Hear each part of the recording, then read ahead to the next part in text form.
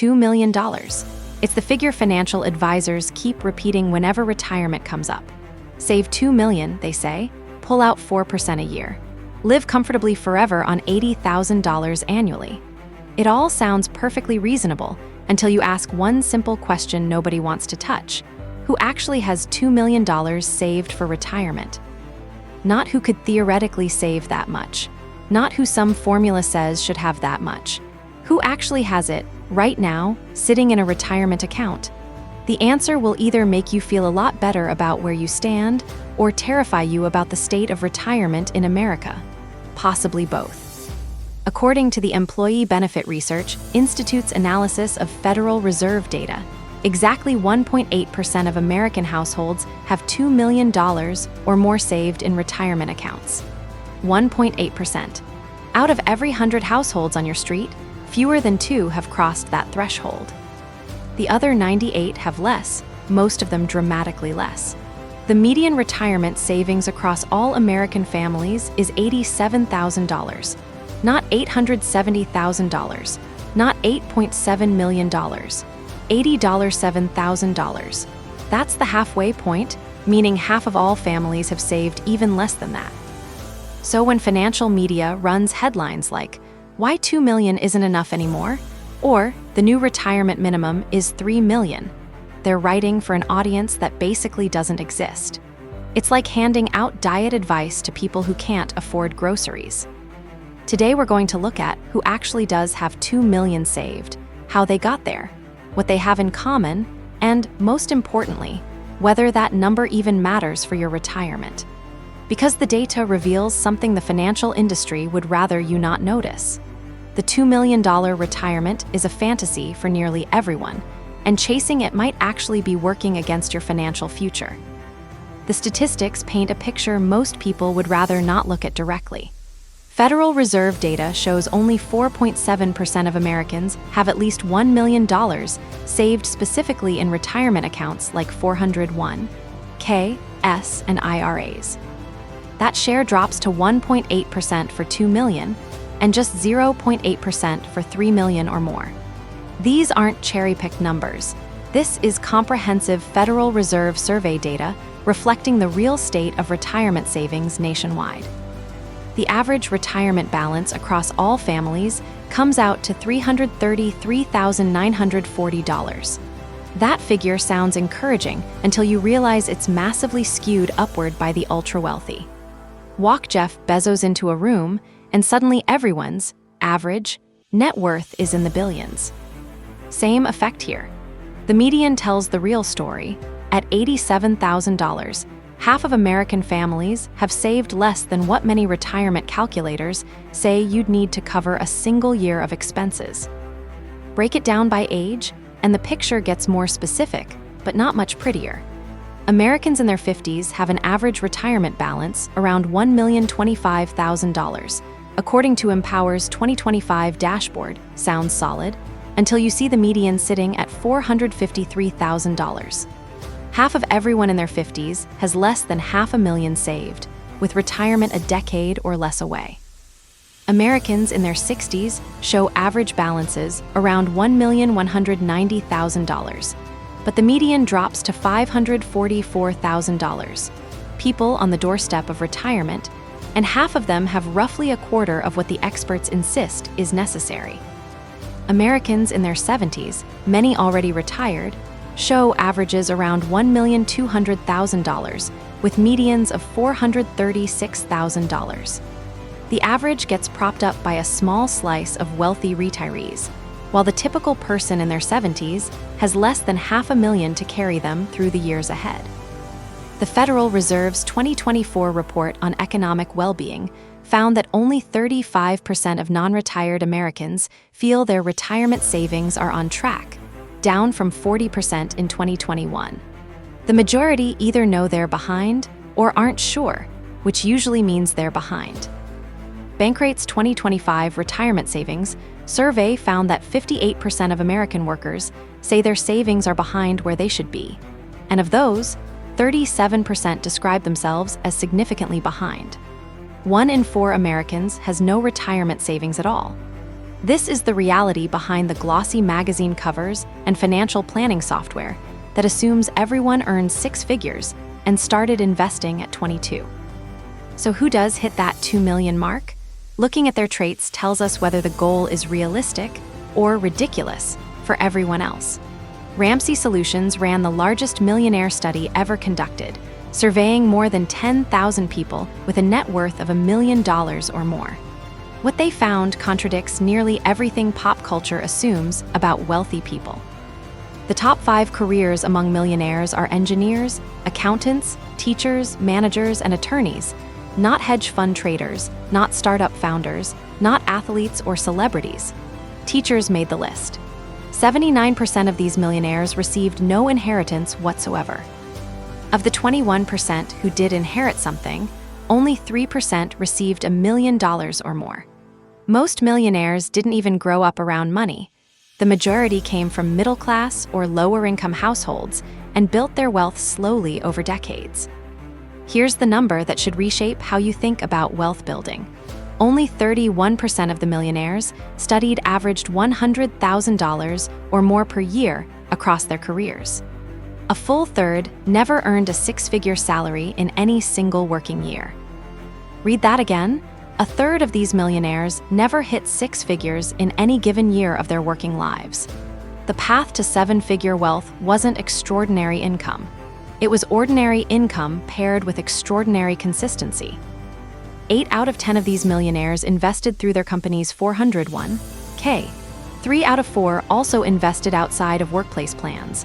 And crucially, not a single millionaire in the study credited single stock picking as a major factor in their success. Not one. When asked what actually built their wealth, 75% gave the exact same answer: steady, consistent investing over a long stretch of time. Timeline matters enormously here. The average millionaire spent 28 years working, saving, and investing before crossing the $1 million mark. Many didn't get there until around age 49. For those who built wealth purely through saving and investing rather than entrepreneurship, the timeline stretched to 32 years on average. This kills the myth that millionaires are overnight successes or lottery winners. They're marathoners, not sprinters. Their behavior shows remarkably consistent patterns. 94% said they live on less than they earn, not try to, actually do it. Nearly 3/4 have never carried a credit card balance in their lives. They spend $200 or less a month eating out. 93% use coupons all or most of the time when shopping. These aren't performative frugality tips. They're the documented habits of people who genuinely built significant wealth. Tom Corley's 5-year study of self-made millionaires found similar patterns. 49% were disciplined saver investors who put away 20% or more of their income from their very first paycheck. 65% had 3 separate income streams, 45% had 4, and 80% didn't reach millionaire status until after age 50. Building wealth was a decades-long project, not a get-rich-quick scheme. The math behind reaching $2 million explains why so few actually get there. Take someone starting at age 30 with zero saved. Assuming a 7% average annual return, they'd need to invest roughly $1,500 a month to reach $2 million by their late 60s. That's $18,000 a year in contributions alone. The 2026 401(k) contribution limit sits at $23,500 for people under 50, plus an extra $7,500 catch-up for those 50 and older. Someone who maxes out their 401(k) at 30 and keeps that pace for 35 years at 7% returns would end up around $2.4 million. Sounds doable, in theory. In practice, the median U.S. household income is around $80,000. After taxes, health insurance, housing, transportation, food, and other basics, finding an extra $18,000 a year for retirement ranges from tough to impossible for most families. The math gets even worse for late starters. Someone beginning at 45 with nothing saved would need to invest roughly $4,500 a month to hit $2 million by 65. That's $54,000 a year, more than many Americans earn in total. This isn't a failure of discipline or financial literacy. It's a mathematical wall for most income levels starting at typical ages. The $2 million target assumes a set of circumstances that simply don't apply to most people. Starting early, earning enough to save aggressively, avoiding major setbacks, and staying disciplined for 3 decades or more. But life gets in the way. Jobs get lost. Medical emergencies wipe out savings. Divorces split assets. Kids need support. Parents need care. The tidy savings trajectory exists beautifully on a spreadsheet, rarely in lived experience. The bigger question is whether $2 million is even the right number to chase in the first place. The financial planning world landed on this figure through a mix of the 4% withdrawal rule and assumptions about retirement spending. Withdraw 4% of $2 million a year and you get $80,000. Add Social Security, and you might land at $100,000 or more in annual retirement income. But the 4% rule dates back to 1994, built on historical data that may not hold up under future market conditions. Some researchers now argue 3% is the safer number. Others say the original rule was too cautious to begin with. The right withdrawal rate is still hotly debated among the professionals who study this for a living. More fundamentally, assuming everyone needs $80,000 to $100,000 a year in retirement reflects a spending pattern that doesn't match most American lifestyles. The Bureau of Labor Statistics Consumer Expenditure Survey shows average annual spending for households headed by someone 65 or older sits around $57,000 to $60,000, and it drops even further for those 75 and up. Location changes everything here too. The cost of living in Manhattan has nothing in common with rural Tennessee. A retiree in Des Moines might live comfortably on $40,000 a year, while someone in San Francisco struggles on double that. Healthcare remains the biggest wild card in any retirement projection. Fidelity's 2025 retiree healthcare cost estimate found that a 65-year-old retiring in 2025 can expect to spend roughly $172,500 on healthcare over the course of retirement. For a couple, that number doubles to about $345,000. These figures are up more than 4% from the prior year and have more than doubled since Fidelity's first estimate of $80,000 back in 2002. Healthcare costs consistently rise faster than general inflation, which makes any long-term projection shaky at best.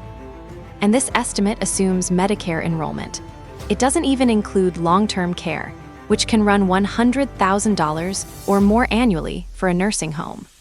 A single extended nursing home stay can wipe out a retirement fund no matter how much was saved.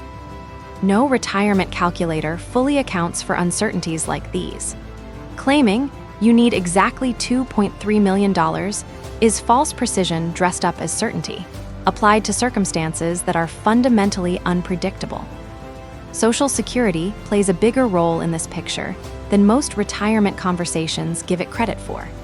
The average Social Security benefit for retired workers hit $2,071 a month in early 2026, about $24,800 a year, after a 2.8% cost of living adjustment applied starting in January. For a couple both drawing benefits, that could mean $40,000 to $50,000 a year combined. Not luxury money, but a real foundation that exists no matter what someone has personally saved.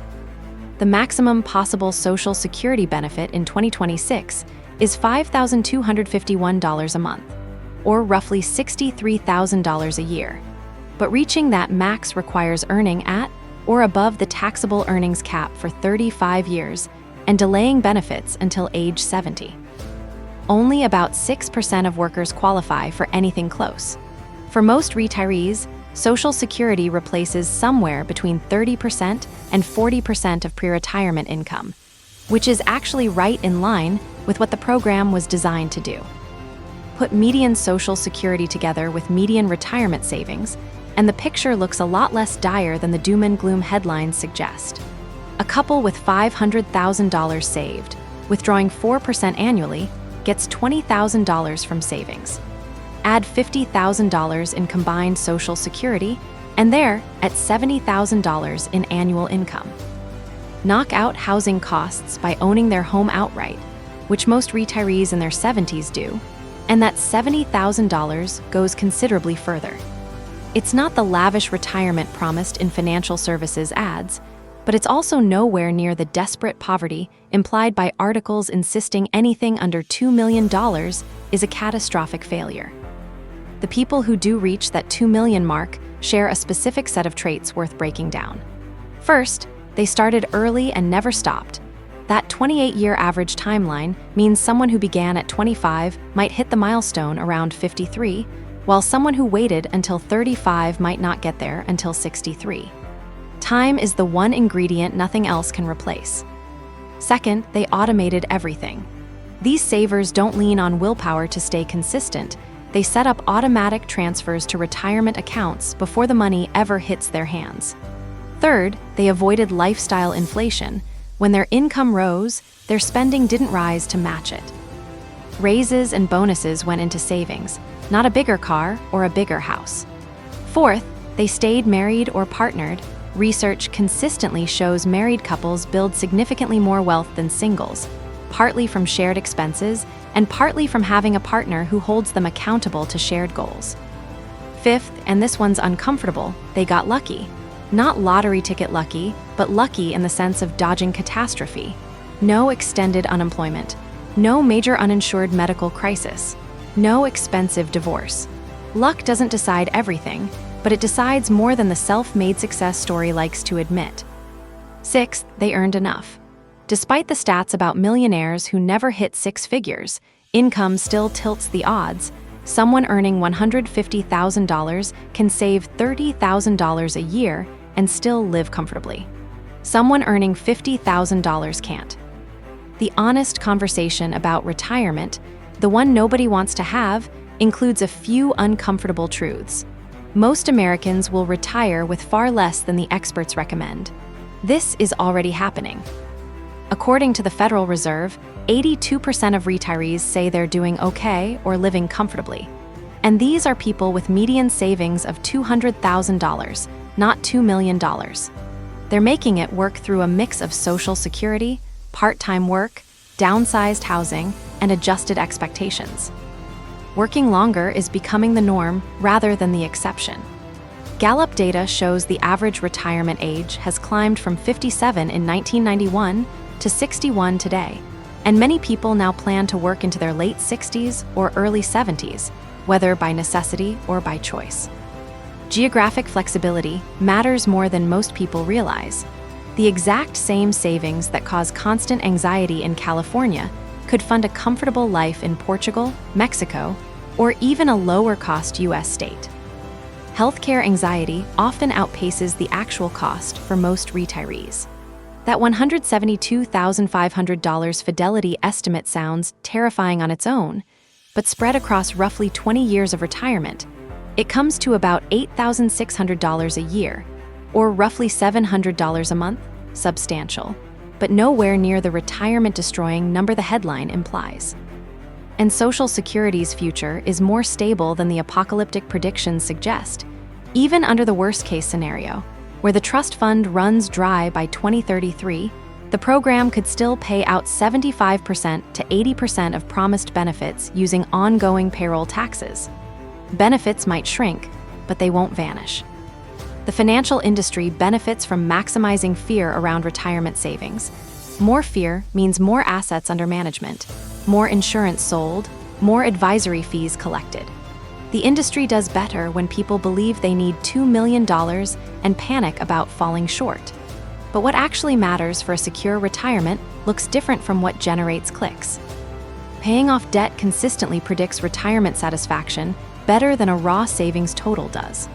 Entering retirement without a mortgage, without car payments, without credit card balances changes how far your savings actually stretch.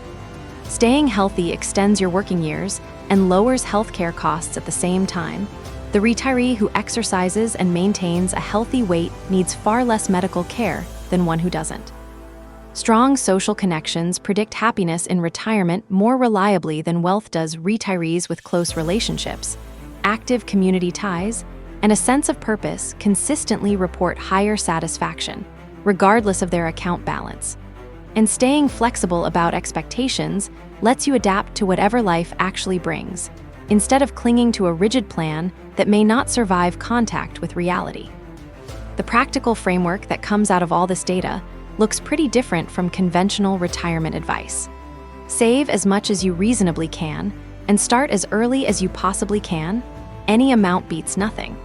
Someone who saved $500 a month for 30 years ends up far ahead of someone who planned to save $2,000 a month but never actually started. Grab every dollar of free money from an employer match before optimizing anything else. A match is an immediate 50% or 100% return that no investment can reliably match.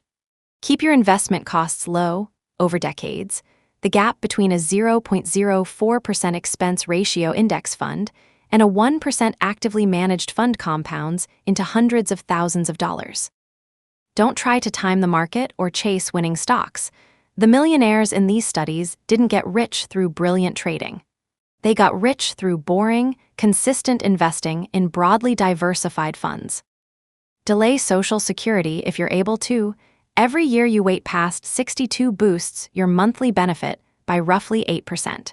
Someone who can hold off until 70 will collect 77% more per month than someone who claimed at 62. Plan for healthcare costs, but don't let fear paralyze you. HSAs offer triple tax advantages and can build up specifically for medical expenses.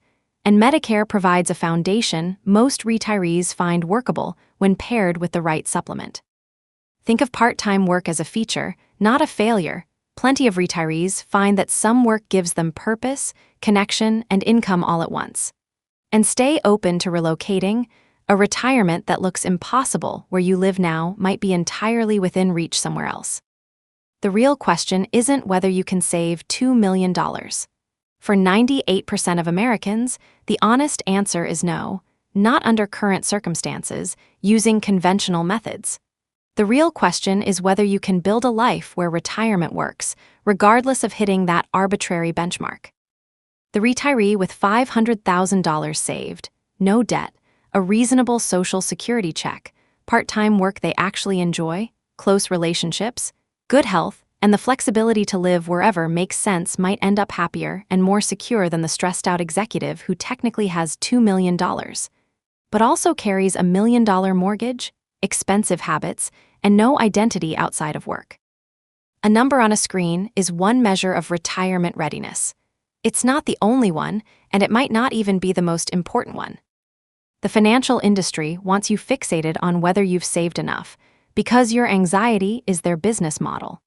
The truth is that retirement security comes from several sources at once, not just a pile of accumulated assets. There's a woman named Helen, 70 years old, who was part of a retirement study tracking real outcomes instead of projected ones. She retired at 66 with $340,000 saved, well below every recommended benchmark. 10 years later, she was still doing just fine. Social Security covered her basic expenses. Her modest savings gave her a cushion for extras. She downsized into a smaller home in a cheaper area. She worked part-time at a garden center, not because she had to, but because she enjoyed it. She described herself as happy. Her story wouldn't make for a flashy financial services commercial. There's no dramatic before and after, no massive account balance, no luxury travel lifestyle. Just someone who figured out how to make retirement work with what she actually had, instead of what some calculator insisted she needed. That's the reality for most people heading into retirement. Not $2 million, not catastrophic poverty. Something in between, something that takes creativity, flexibility, and the wisdom to tell the difference between what the industry is selling and what real life actually demands. The 1.8% who have $2 million saved figured out something valuable. But the other 98.2% are figuring something out too. Retirement was never a math problem with one correct answer. It's a life transition that allows for a lot more variation than the standard advice admits. You may never have $2 million. Most people won't. That fact alone doesn't decide whether your retirement turns out successful or miserable. What you do with what you actually have is what decides that. And that's the part the $2 million target never tells you.